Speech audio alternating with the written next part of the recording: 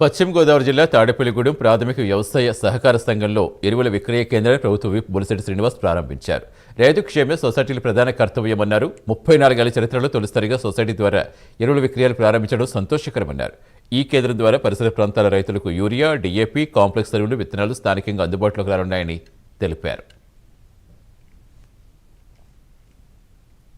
పంచాయతీకి సంబంధించిన సొసైటీది మరి ఇప్పుడు దాకా జరిగిన 40-30 సంవత్సరాల్లో ఇక్కడ ఎరువుల వ్యాపారం ఇప్పుడు చేయలేదు.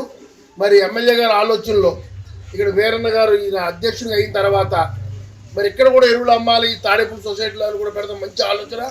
ఎందుకంటే ఇప్పుడు ప్రతి సొసైటీ కూడా తాడేపల్లి నియోజకవర్గంలో బలవంతం చేయాలని ఎక్కడ ఏ రకమైన ఎరువులు కానీ విత్తనాలు కానీ రైతులకు అవసరమైన పనిముట్లు అన్నీ కూడా అందుబాటులో ఉంచాలని మంచి ఆలోచనతో ఎమ్మెల్యే గారు మరి సొసైటీలు అన్నింటిలో కూడా బలవంతం చేస్తున్నందుకు ఆయన ధన్యవాదాలు చెప్తే ఈ కూటమి ప్రభుత్వంలో, రమణగిరి ప్రభుత్వంలో, ఎందుకంటే ఇటు సెంట్రల్ గవర్నమెంట్ కానీ స్టేట్ గవర్నమెంట్ కానీ చంద్రబాబు నాయుడు గారు, పవన్ కళ్యాణ్ గారు, మోడీ గారి ఆలోచనలో ప్రతి పంచాయతీలో బాగుపడాలి, ప్రతి రైతుకి కూడా అతను అవసరం